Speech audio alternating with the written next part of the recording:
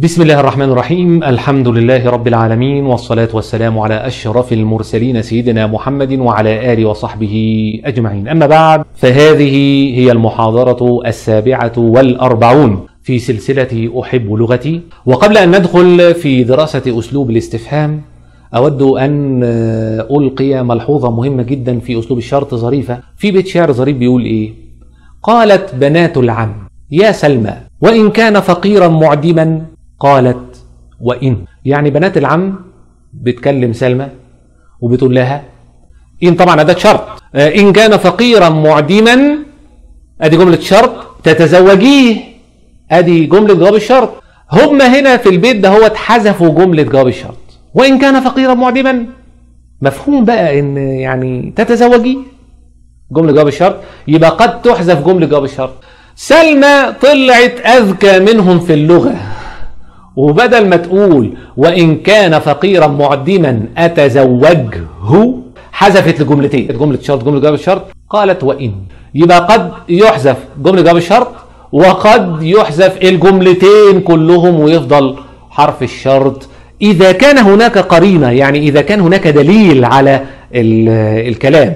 ما هو أدام قالت بنات العم يبقى في كلام عن واحد هتتجوز، وإن كان فقيرا معدما يبقى في واحد هتتجوزه أكيد، يبقى حذفوا تتزوجيه، وهي قالت وإن، يعني وإن كان فقيرا معدما أتزوجه.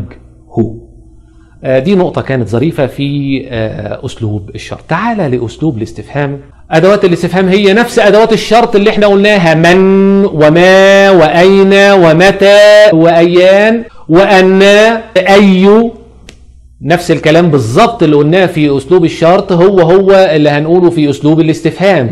بس أنا يهمني بقى، أنا عايزك تراجع درس أسلوب الشرط في الحتة بتاعت إعراب أداة الشرط اللي هي من وما بالتحديد، هي إعراب أداة الشرط في الاستفهام، لأن احنا حولنا جملة الشرط إلى جملة استفهام، وقلت لك حالات الإعراب إيه. راجع المحاضرة بتاعة الشرط علشان يبقى كده اختصرنا نص شرح أسلوب الاستفهام. في الاستفهام حرفين شرط والباقي كله أسماء: هل والهمزة. هل محمد مجتهد؟ أمحمد مجتهد؟ وهكذا. الهمزة حرف استفهام مبني على الفتح لا محل من الإعراب. هل حرف استفهام مبني على السكون لا محل من الإعراب، لأن الحروف كلها مبنية لا محل لها من الإعراب. ناخد حاجة اسمها الاستفهام المنفي. يعني بالبلدي كده أقول لك إيه؟ أنت رحت المدرسة؟ هتقول لي إيه؟ رحت. لا إيه؟ لا ما رحتش. ده اسمه الاستفهام المثبت. أذهبت إلى المدرسة؟ هتقول لي نعم ذهبت، لا لم أذهب، عادي، والجملة مثبتة. أذهبت إلى المدرسة؟ نعم في الإثبات، ذهبت، لا لم أذهب. الخطورة ممكن أقول لك أنت ما رحتش المدرسة، أنا بقول لك بالبلدي كده علشان تعرف إن لسه الظاهرة اللغوية اللي هتكلم عليها دهيت لسه موجودة. أنت ما رحتش المدرسة، السؤال أساسا منفي. لو قلت لي يبقى إيه؟ ما رحتش، يعني هنا نعم تستخدم في النفي. احنا متعودين ان كلمة نعم ديت في الإثبات حصل. لا، طب لو سؤال منفي يبقى ما حصلش. نعم هنا للنفي. طب والإثبات بقى لو قلت لا أنا رحت، تستخدم بلى. فعلشان كده تقول إيه؟ ألم تذهب إلى المدرسة، ألم بالنفي، فبتقول نعم لم أذهب إلى المدرسة، ده نفي، وتقول بلى ذهبت إلى المدرسة، ده إثبات. الكلام ده مهم قوي.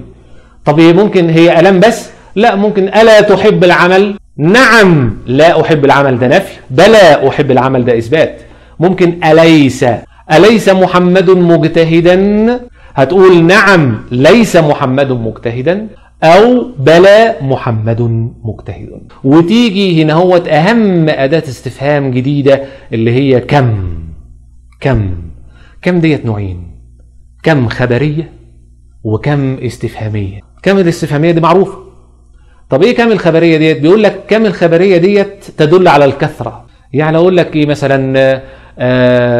كم رجال صنعوا أمجاد الوطن، او اقول لك كم من رجال صنعوا أمجاد الوطن، يعني كتير. خبرية تفيد الكثرة. انا لا استفهم عن شيء. كم رجال او كم مرة اتيت الى هنا، يبقى انا اقدر اطلع قاعدة مهمة جدا يبقى كم الخبرية بيجي بعديها اسم، والاسم ده يكون دايما مجرور اهو، كم مرة كم رجال، والاسم ده يكون مفرد مجرور يا جمع مجرور بس. وخد بالك انك وانت بتكتب جملة كم الخبرية تحط بعديها الف وتحتها نقطة اللي هي علامة التعجب، الف كده واقفة وتحتها نقطة علشان تبين ان كم ديت كم خبرية.